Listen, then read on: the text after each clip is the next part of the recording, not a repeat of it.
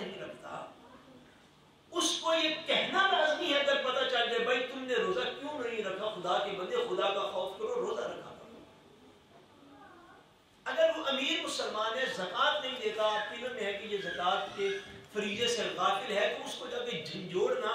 یہ قرآن مجید شرعی ذمہ داری لگا رہا ہے ہر مسلمان کی کہ اگر تم نے بہترین کا تاج جو ہے، جو ٹائٹل ہم نے تمہیں عطا فرمایا ہے کہ کنتم خیر امہ، تم بہترین امت ہو، اگر یہ بہتر ہونے کا ٹائٹل اپنے سر پہ رکھنا چاہتے ہو، اگر بہتر ہونے کا یہ اعزاز اپنے پاس رکھنا چاہتے ہو، تو اس کا طریقہ یہ ہے کہ جو شخص نیکی پر عمل نہیں کر رہا اس کو زبان سے بول کے نیکی کا کہو،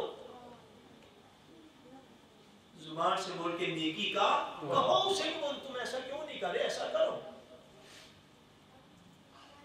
اسی طرح اگر کوئی شخص جھوٹ بولتا ہو، فور ایگزامپل، اللہ نہ کرے،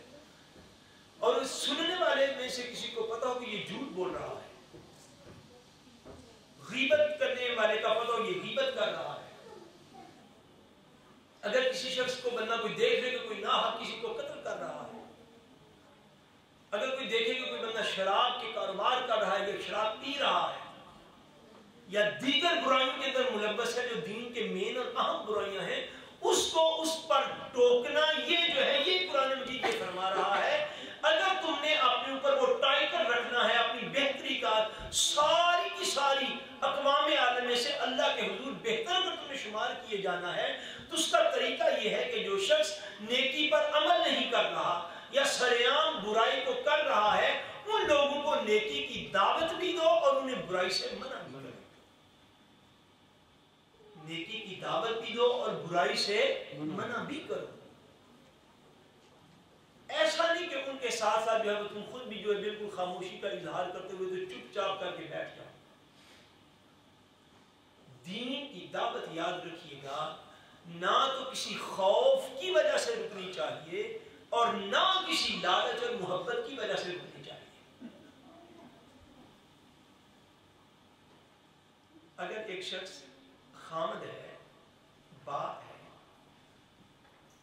اور اس کی رعایا میں اس کی آل اولاد شامل ہے اور اس کی بیوی شامل ہے، اگر وہ بالفرض نماز نہیں پڑھتے تو خامد کا اپنی بیوی کو اور باپ کا اپنی اولاد کو نماز کی تلقین کرنا یہ لازمی ہے، یہ لازمی ہے، یہ لازمی ہے۔ محبت کی بنا پہ میں عرض کر رہا ہوں، تلقین کو ترک نہیں کیا جائے گا، محبت کی بنا پہ تلقین کو ترک نہیں کیا جائے گا کہ نہیں ان کی تو خیر ہے، باہر جا کے تبلیغ کرتے ہیں، لوگوں چھٹیاں لے کے ایک ملک سے دوسرے ملک چلے جاتے ہیں، وہاں جا کر تبلیغ کرتے ہیں۔ تبلیغ دین کا نظام جو ہے وہ اپنے گھر سے شروع کرنا یہ لازمی ہے، آگے باہر بھی بندہ کرے وہ بھی ضروری چیز ہے،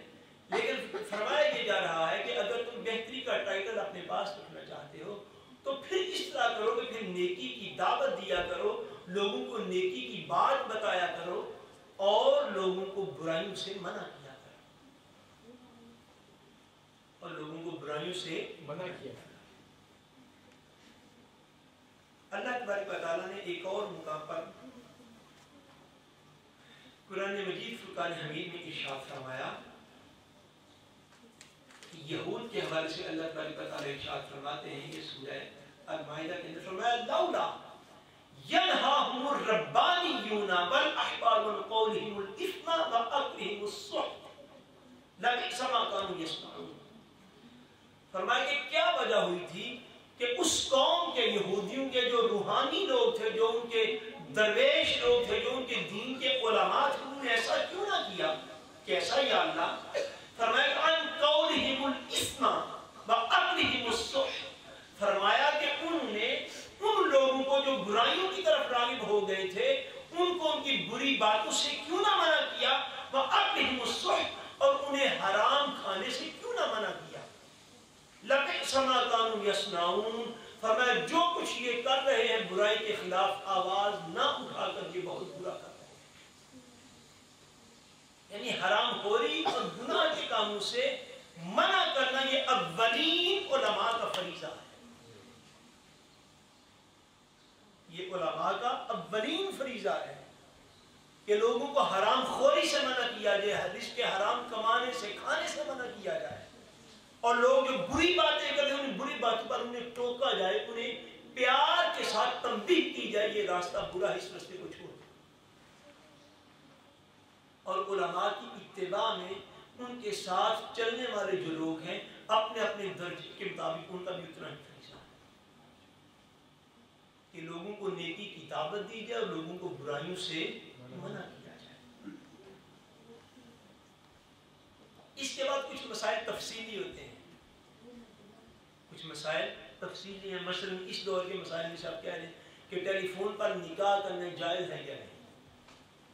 اس کی تبلیغ کرنا ہر بندے کی بشریت لازم نہیں کرتی، کیونکہ یہ اجتہادی مسائل ہوتے ہیں۔ اس کے لیے علماء حق، علماء ربانیین سے رابطہ لازمی ہے، اس کے بعد زبان کھولنے کی اجازت ہوتی ہے۔ اب بات کو سمجھ گئے؟ لیکن جو فرائض ہیں یاد رکھ لیجیے گا، نماز، روزہ، حج، زکوٰۃ، اور جو حرام ہیں ان فرائض کا حکم دینا، لوگوں کو ان فرائض کے متعلق تبلیغ کرنا اور حرام سے منع کرنا، یہ ہر مسلمان کی ایک جیسی مشترکہ ذمہ داری ہے۔ علماء کی یقیناً زیادہ ہے، اس لیے کہ وہ حضور کے منبر و محراب کے وارث ہوتے ہیں، اور بقیہ لوگوں کی یہ ذمہ داری جو ہے یہ بڑی امپورٹنٹ ہے۔ اس لیے امپورٹنٹ ہے کہ نبی کریم صلی اللہ علیہ وسلم نے ایک دفعہ ارشاد فرمایا، حضرت نعمان بن بشیر رضی اللہ تعالیٰ عنہ کی روایت فرماتے ہیں، صحیح بخاری شریف کے اندر یہ حدیث پاک ہے، حضور نے ارشاد فرمایا کہ جو لوگ اللہ تبارک و تعالیٰ کی حدود کی خلاف ورزی کریں، اللہ کریم کی حدود کی خلاف ورزی جو لوگ کریں، اور کچھ لوگ جو ان کو منع نہ کریں، حدیث پاک میں لفظ مداہنت کے، مداہنت کہتے ہیں کہ کسی لالچ کی بنا پر دین کا حکم پہنچانے میں نرمی کر لینا، یوں کہ دنیاوی مفاد کی خاطر، کیا دنیاوی مفاد کی خاطر دین کا حکم پہنچانے میں نرمی کرنا۔ فرمایا کہ اللہ تعالیٰ کی حدود کو توڑنے والے بھی لوگ ہوتے ہیں، سادہ انسان ہی ہوتے ہیں اور اپنے ہی معاشرے میں ہوتے ہیں، ان کو اللہ تبارک و تعالیٰ کی حدود کی تلقین نہ کرنا اور نرمی اختیار کرنا، اس کی مثال ایسی ہے، مثال آگے حضور نے ایک لمبی مثال بیان فرمائی کہ وہ بڑی سمجھنے والی ہے۔ حضور نبی کریم صلی اللہ علیہ وسلم آپ ارشاد فرماتے ہیں اس کی مثال اس طرح ہے جس طرح ایک ڈبل فلور کشتی کے اندر کچھ لوگ بیٹھ گئے۔ یہ بڑی سمجھنے والی مثال ہے، یہ اگر ہمیں یہ سمجھ میں آ گئی تو آج کا موضوع میں سمجھنا مکمل ہو گیا۔ فرمایا کشتی ایسی ہو جس کے 2 منزلیں ہوں، ڈبل فلور ہو، تھو تھاشے ہوں اس کے، اور لوگ پورا اندازی کر کے اس کشتی میں کچھ لوگ اوپر بیٹھ جائیں، کچھ لوگ نیچے بیٹھ جائیں۔ یا رسول اللہ پھر کیا ہو؟ فرمایا پھر ایسا ہو کہ جو نیچے والے فلور کے لوگ ہیں کشتی میں بیٹھے ہوئے، ان کو پیاس لگ جائے اور پانی کی ضرورت پڑے، اور وہ پانی لینے کے لیے جو اوپر والے فلور والے ہیں ان کے پاس جائیں۔ اتنی بات کی سمجھ آئی صاحب؟ فرمایا ان کے پاس جائیں، جب انہیں پھر پیاس لگے تو وہ آپس میں مشورہ کر لیں کہ یار بار بار اوپر جاتے ہیں، بار بار جو اوپر لوگ بیٹھے ہوئے ان کو تکلیف ہوتی ہے، تو ہم ایسا کیوں نہ کریں کہ ہم کشتی میں سوراخ کر کے براہ راست سمندر اور دریا سے ہی پانی حاصل کریں۔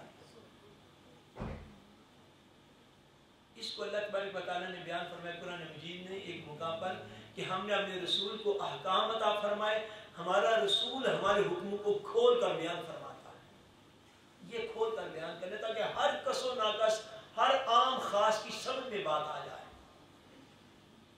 فرمایا کہ کشتی ہو، پورا اندازی سے لوگ اوپر اور نیچے بیٹھ جائیں، نیچے والوں کو پیاس لگے وہ پانی لینے کے لیے اوپر جائیں، ایک دفعہ تو چلیں گے، پھر پیاس لگے پھر اوپر جائیں، پھر یہ خیال کریں یار ہمارے بار بار جانے سے کوئی تکلیف ہوتی ہے تو ہم ایسا کیوں نہ کریں کہ ہم کشتی میں سوراخ کر لیتے ہیں